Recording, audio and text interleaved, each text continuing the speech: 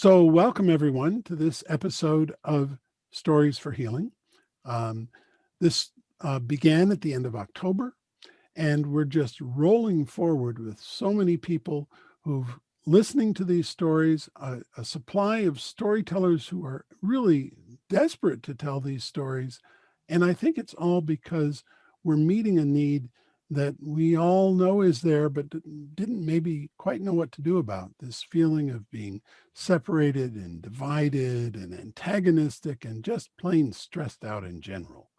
Um, as storytellers, particularly those of us who are storytellers who do this for healing and transformation, the obvious thing to do is to tell a story and to try and bring a little bit of healing and reconciliation to the world that way. And as you might know, if you're a storyteller, bring it to ourselves, because telling these stories really is very healing for the storyteller as well. Um, and so we tell these stories. You can find them a new story every weekday, and uh, it's really a wonderful thing. So what I want to do now is invite a very special guest, Lanny Peterson, to tell us a story. So Lanny, tell us a story. Thank you, Jim.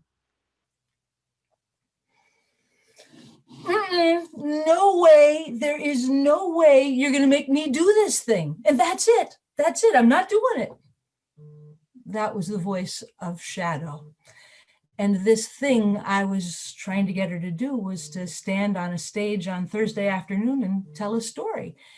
And I didn't quite get why she was so resistant to this, and that'd been sort of the understanding all along. It was a tell your story workshop.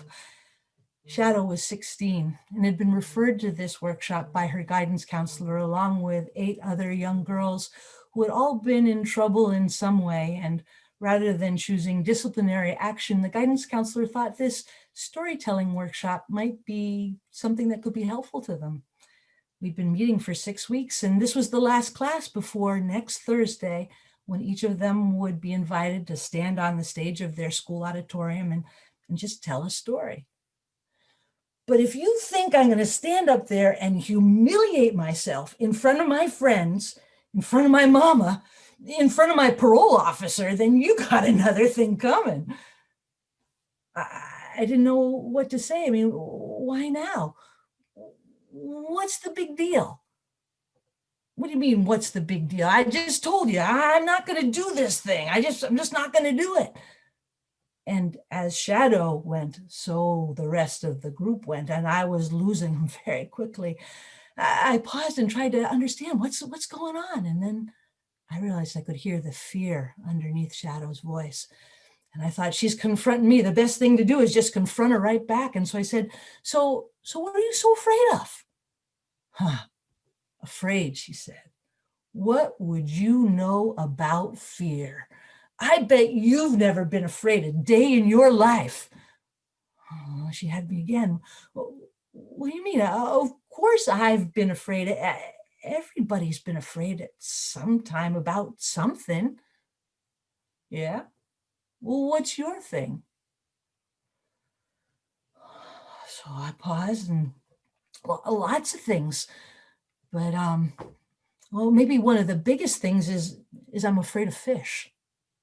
And then she just began to roar. Fish, you're afraid of fish. So yeah, so tell us about your fear of fish, like little goldfish or big sharks, or what kind of fish are you afraid of? So I told them the story. When I was just 3 years old, I got very sick and I had to go to the hospital. I was actually there for several weeks while they were trying to figure out what was wrong with me. They gave me all kinds of painful tests, and eventually they determined that I had encephalitis, which is an inflammation of the brain. It left me very weak and having all kinds of strange dreams and feeling just very scared and out of control. I slept in a crib on a ward with lots of other kids, and my parents would come in and visit me every day, and they decorated the side of my crib with cards that their friends had been sending. And the one right next to my pillow was a picture of a little goldfish swimming in a bowl. And that's what I looked at every night as I fell asleep. I eventually got better, and we thought it was a full recovery, nothing wrong. But several months later, when we went to visit my grandmother at the beach and my brothers went fishing, they came back with fish on the lines. And as soon as my eyes looked into the dead eyes of those fish, I felt like I couldn't breathe. My heart was racing. I was tears streaming down my cheeks, and I thought I was going to die. Yeah. Yeah, that's the way I feel about standing on the stage and telling my story. So you get it. So you understand why I'm not going to do it.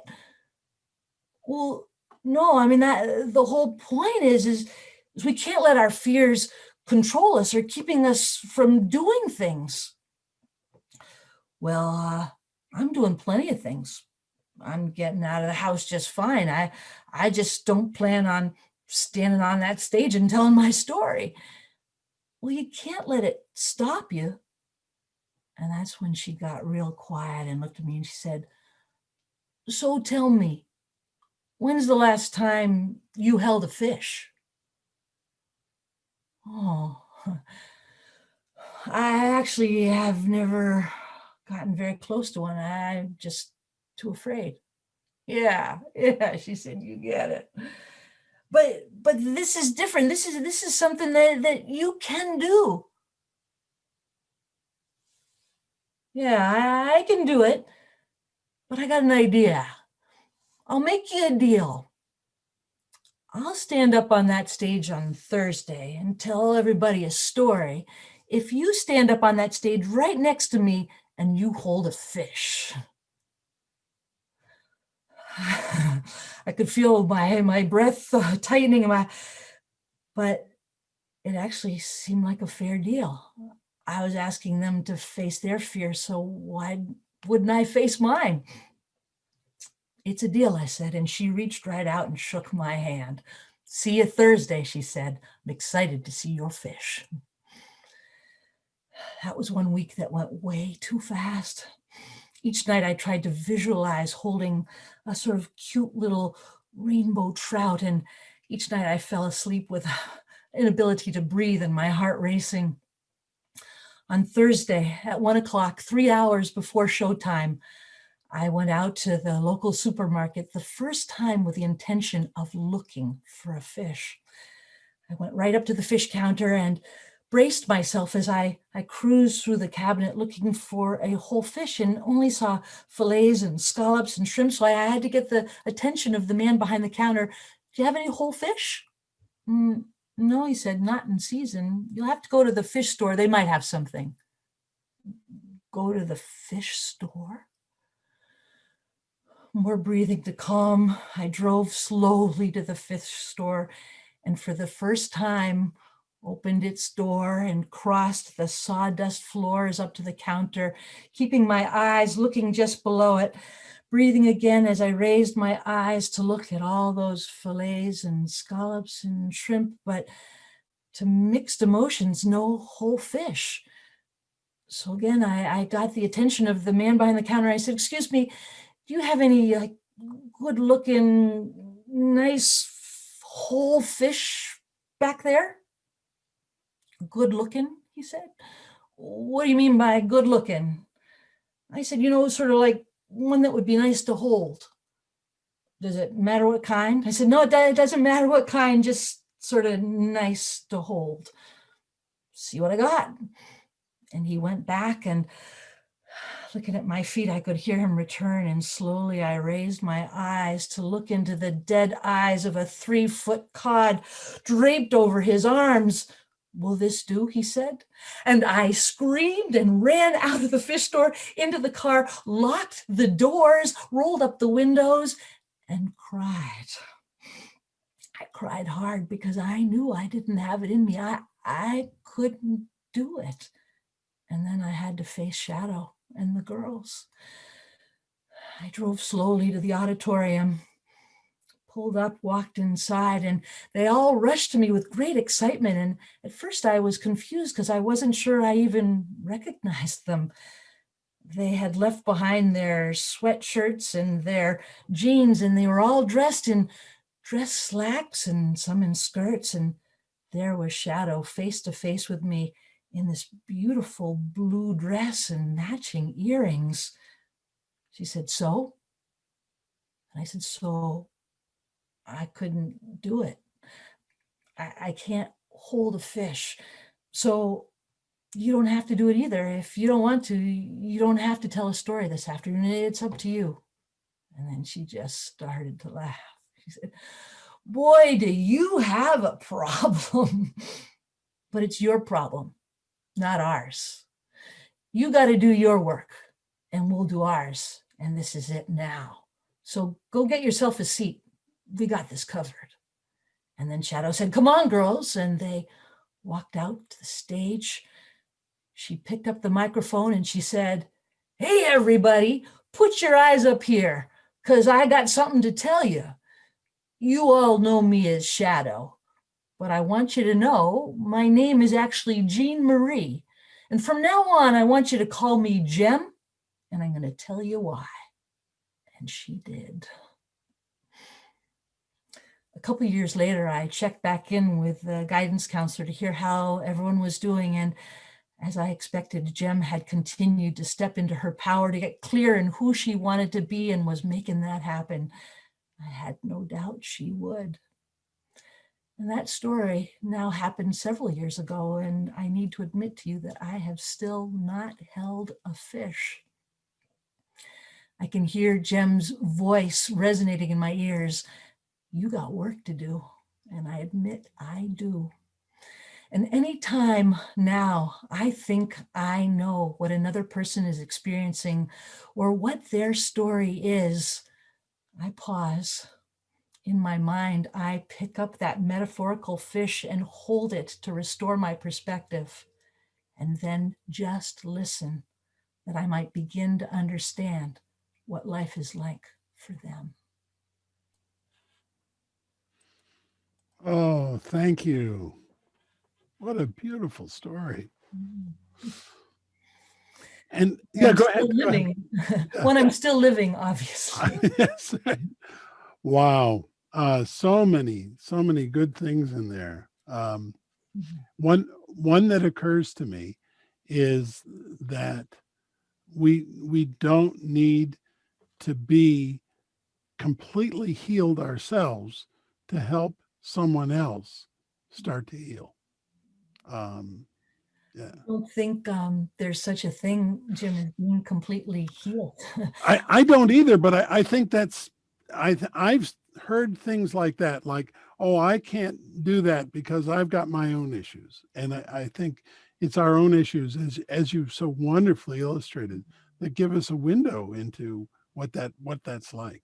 Yeah. Healing is a process, and hopefully our own wounds are the doorways to begin to bring empathy and compassion for another wherever they are. And I think when we ourselves think we don't have problems or we've healed our own, that's when we get ourselves in trouble. And I'm so grateful to have had teachers like Jem who remind me of my wounds and my fallibility, and at times my insensitivity to understanding and respecting another's process and story. Yeah. And I continually need to be snapped back into my empathy. The other part that I really loved was the fish store. I didn't see that coming. I thought, okay, she's either going to get the fish or she's not. It was at that moment earlier on, just a minor detail of how the plot was going to run. And clearly there was much more to it than that.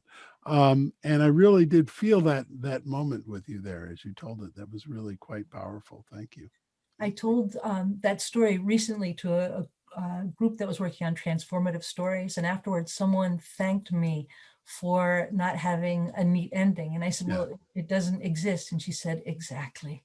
The message is we all still have our work to do. And when we take responsibility for that and step up, I think that's when there's hope for all of us to continue that healing process. I couldn't have said it better myself. Thank you. Thank you, Jim. Thanks for this opportunity. Oh, thank you. All right. So, folks, we are at the end of another episode. And now you know why so many people are coming. These are such wonderful stories that are not just a good story to hear, but they really work on us as listeners and, as I mentioned before, as tellers.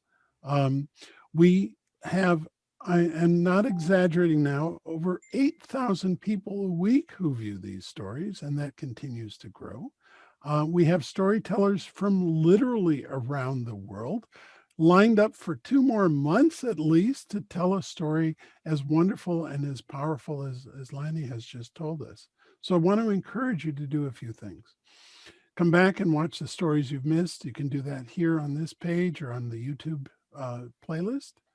Start telling stories to each other and start listening to stories from each other, especially stories with an open heart, as you've heard today. Because it's when we open our hearts to hear and tell a story that we really do start to connect with people and get beyond the shoulds and shouldn'ts, but more about what really matters. So thanks again, Stories for Healing. We look forward to seeing you next time. Bye bye.